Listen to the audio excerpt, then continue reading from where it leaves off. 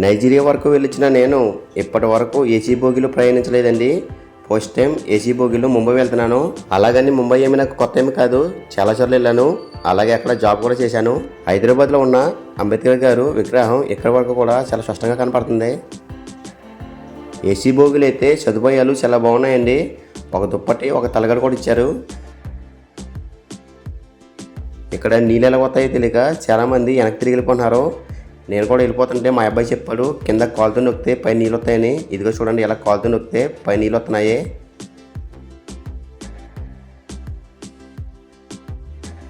ముంబైలో local train అయితే చాలాసార్లు ఎక్కానండి.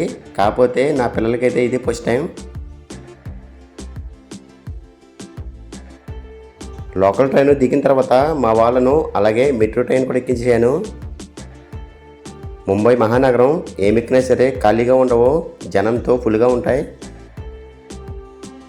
కానీ ముంబైలో ఏమి ఎక్కినా చాలా జాగ్రత్తగా ఉండాలండి. ఏమాత్రం ఏమరపాటుగా ఉన్నా మనకు తెలియకుండానే మన కడ్డాయిలు కూడా పట్టుకెళ్ళిపోతారు. మా వాళ్ళకి అన్నీ చూపించి మళ్ళీ రిజర్వేషన్లో ఇంటికి వచ్చేసానండి. మీరు కూడా ఎప్పుడైనా ముంబై వెళ్ళలేదు కామెంట్ చేయండి.